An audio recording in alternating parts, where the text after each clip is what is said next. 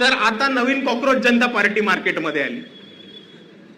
Cockroach जनता पार्टीचे संस्थापक अध्यक्ष अभिजितजी डिपके जेव्हा दिल्ली एअरपोर्ट वरती आले तेव्हा त्यांनी बाबासाहेबांचा एक फोटो घेऊन आलेले. बघितलं आपण सर्वांनी. बाबासाहेब आंबेडकर माय ऑटोबायोग्राफी असं पुस्तक घेऊन आलेले, बरोबर.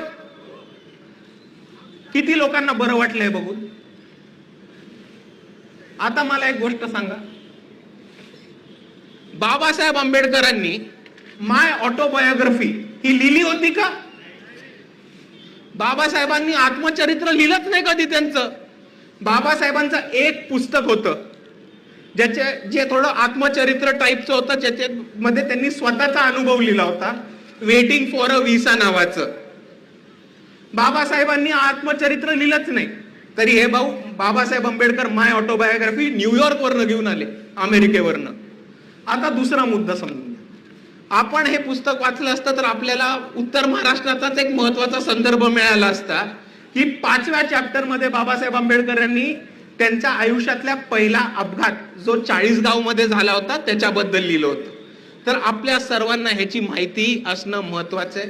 नाहीतर आपल्याला कोणीही निळा झेंडा दाखवेल, आपण त्याच्या घरी गेलो की निळा ध्वज काढेल आणि त्याच बांबूनी आपल्याला चोपेल आणि आपल्याला ह्याच्यापासून सावध राहायचं.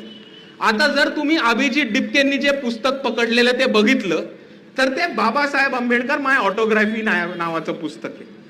आता हे पुस्तक आहे कोणाचं? तर डायमंड पब्लिकेशनचं. घरी गेल्यानंतर गुगल वरती डायमंड पब्लिकेशन टाकून बघा आणि तुम्हाला हे दिसेल की डायमंड पब्लिकेशन हे RSS चालवतं आणि RSSचं पुस्तक आहे.